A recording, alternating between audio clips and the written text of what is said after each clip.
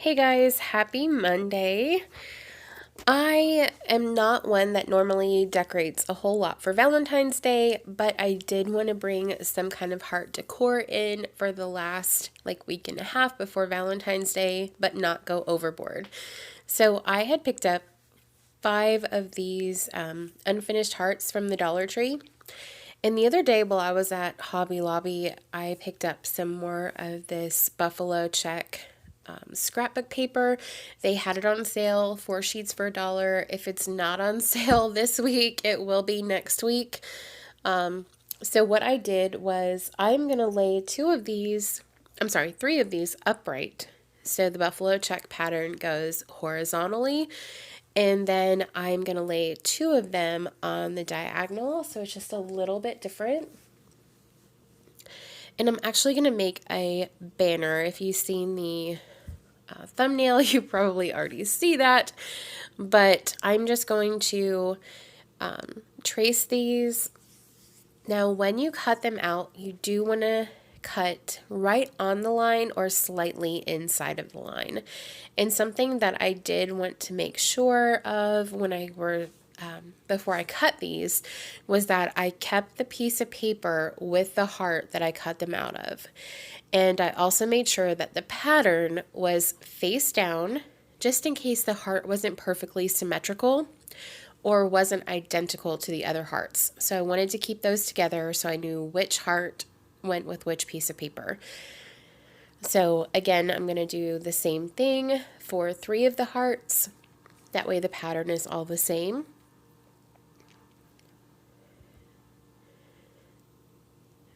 You also want to look at the hearts. Some of the ones that I picked up was slightly bowed. It is very thin wood, almost like balsa wood or chipboard, something like that. So you do want to make sure that you choose the side that is the least bowed or that is the smoothest side. A couple of mine were kind of chipped up a little on the edges, so I just took a sanding block from the Dollar Tree and went over those. And that's the other reason that you want to make sure that you put the patterned paper face down.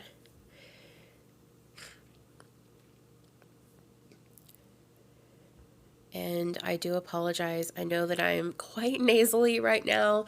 I have been dealing with a head cold for several days now, and you probably heard that in yesterday's video as well. My voiceover, I am so sorry. I know it's annoying.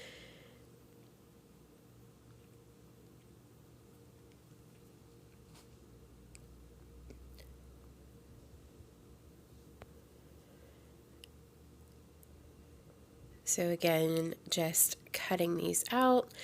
And like I said, you do want to take your time to make sure that you're cutting right on the line or just slightly inside the line.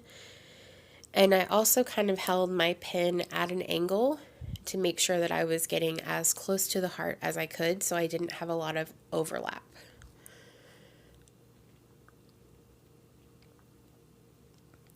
Don't go crazy and cut too far in though, because then you'll have bare wood showing. You could paint these if you wanted to, if you were worried about bare wood, but I just kept them natural and was careful when I was cutting.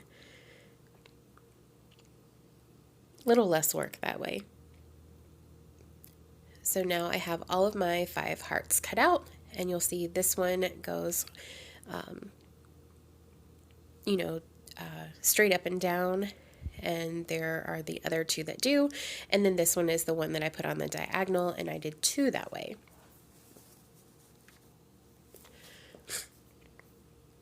So what I used to glue these down, I knew that hot glue would leave it really lumpy, and Mod Podge you can do, or Elmer's school glue, both of those would have worked fine. The only thing about it is when you use those and the paper gets wet, often you get wrinkles. So what I'm using is the Scotch spray adhesive, and that is just what I had on hand.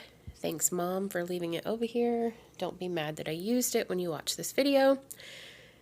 So I just lightly sprayed those. You do want to spray this on a mat or a piece of plastic or craft paper, put that down first, because I did have a time getting the glue off of my cutting mat.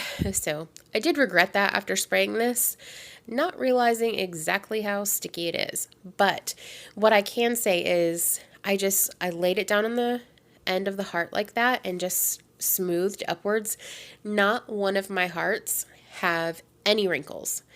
And this part I did not speed up at all, so I didn't have to put a lot of time into smoothing it out or anything like that. I just laid it on and ran my hand over it, and it was done.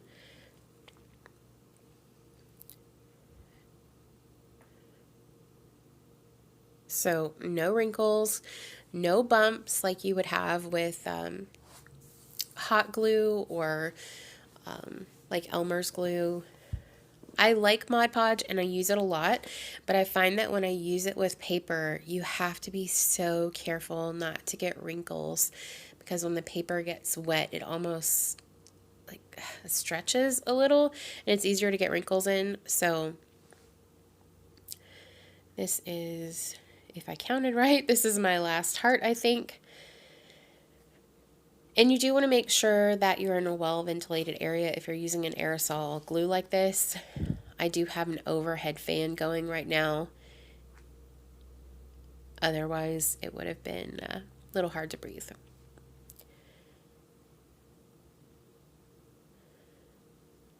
And you can see where the glue buildup is on there. It was pretty stuck, so I kind of had to peel this one up. Again, learn from my mistakes. Put down newspaper or craft paper or something that you don't have to worry about. Now, I also picked up this love sign. I really thought this was a good, like a great item for Dollar Tree to have at just $1. So I did the same thing with this. It's still black and white, but it's like more of a gingham print, a really close checkered pattern. And I laid it pattern side down again to make sure that everything lined up correctly. And I just cut out all of my lines right on my pin marks to make sure that I didn't have a lot of overlap.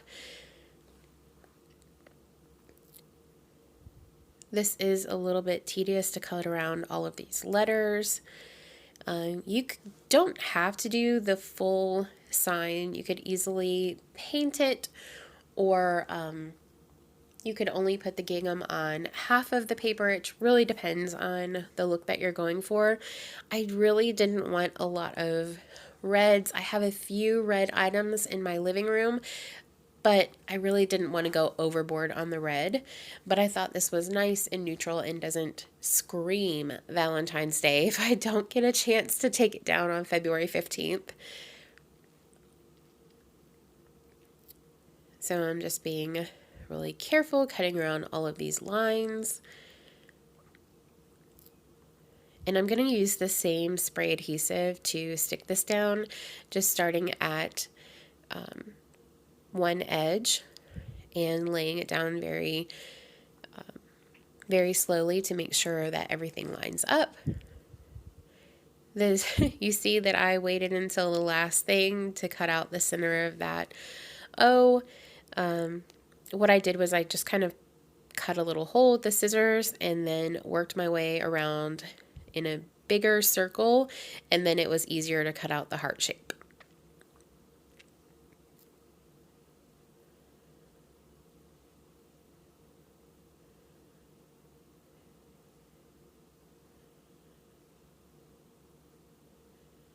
And all I'm going to use to hang this up is, if you were here for Christmas, you might have seen that I keep 2 small push pins in the corner of my mantle. They're the same color as my mantle, so you really don't see them unless you're looking for them. And that's where I hang all of my banners. And I didn't take the jute hanger off of this because I'm not really sure how I will use it later. So I just sat it up in my wreath. It's actually not attached to anything. It's just sitting in the wreath on my mantle. That way I can use it another way later on. Here is the final product. And again, I just used jute twine and hung it up. Thanks so much for watching, guys. Don't forget to like, share, comment, and subscribe.